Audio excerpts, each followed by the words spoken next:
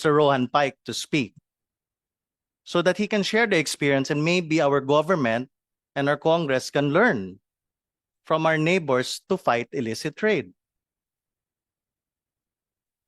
Which is the reason why we're all here. This is the reason why we had 4 very important hearings, and I thank you for that.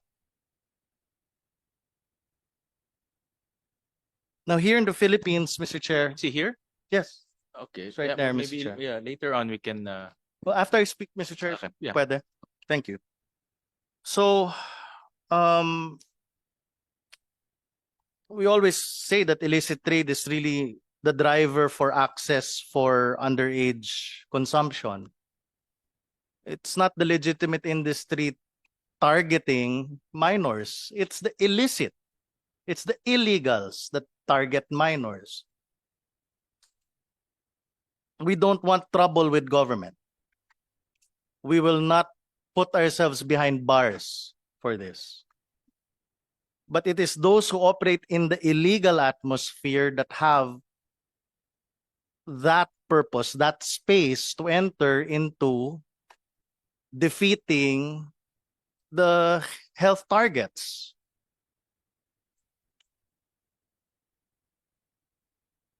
On the bill, just to be very objective, we express our support on minimum floor prices. It is an anti-smuggling safeguard. But for it to work, this mechanism must be developed in full consultation with stakeholders and periodically reviewed. So I agree with Dr. Javier. Let's work together for minimum floor prices. Pricing must reflect actual production, distribution, and tax realities. Otherwise, there's a risk of distorting the legal market and inadvertently opening more space for illegal actors. Earlier, Dr. Javier said that cigarettes are relatively inelastic. Correct. It is worldwide generally considered as relatively inelastic. But if there's entrance into illicit forces, then it becomes more elastic. So we believe that excessive tax increases in the absence of effective enforcement, not that nagkukulang kayo, it's just overwhelming. We're very appreciative of the BOC, the BIR, the DTI, law enforcement agencies. Said it time and time again. Pero hindi sa nagkukulang kayo, it's overwhelming. On the vape, I just found out today, like you, Mr. Chair, they're being conservative when they're talking about 85-90. In Mindanao, where I'm from, we've proven it, more than 50% of the market. Some places, 90% of the market. Some 100. You can't say that it's relatively inelastic. Yes, globally. But without proper enforcement or overwhelmed enforcement, it becomes elastic.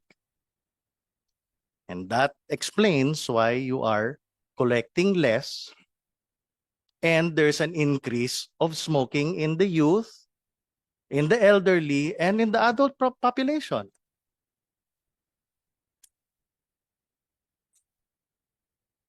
On the proposed expansion on the definition of cigarettes to include roll your own tobacco, we respect the legislative intent.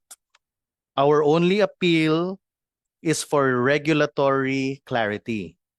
Roll your own tobacco under HS Code 2403 should not be confused with unmanufactured tobacco under HS Code 2401.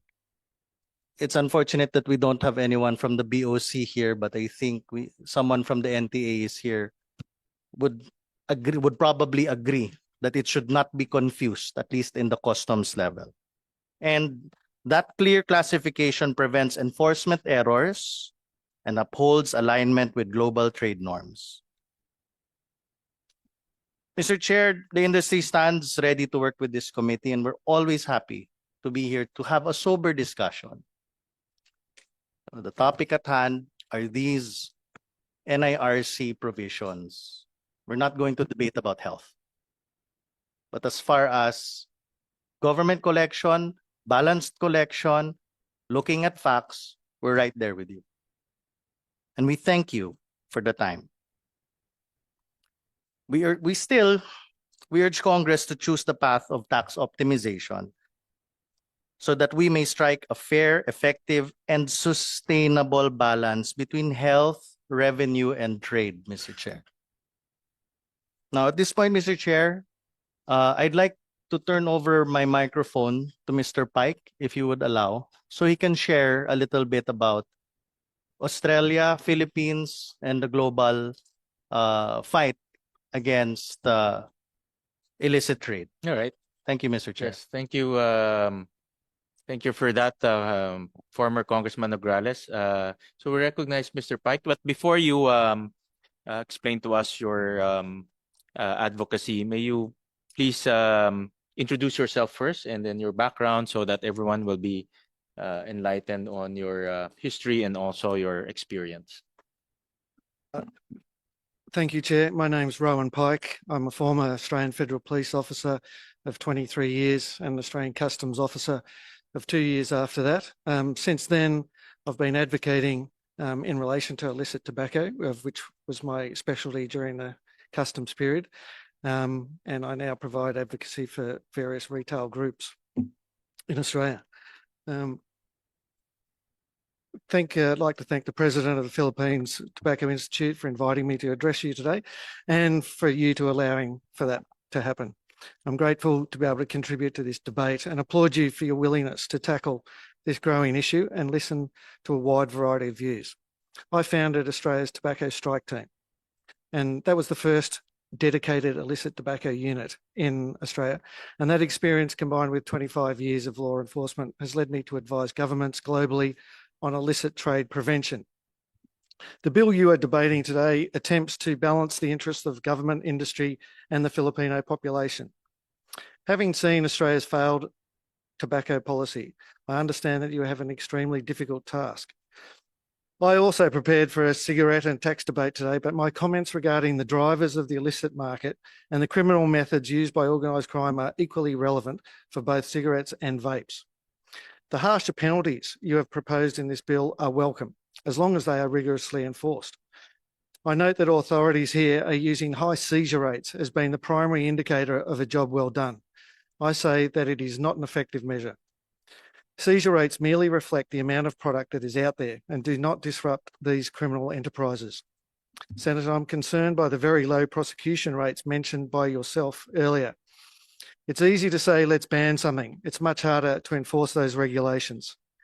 Australia only allows 3 flavours of vapes, and yet all of the flavours that you've seen today, all of those colours, are freely available in the illicit market at home. Australia's failed policy has seen a surge in illicit cigarette sales to over 40%, and illicit vape sales are over 95%. If you think 80% is bad here, we can beat that. And that is after a huge increase in law enforcement funding and focus on vaping.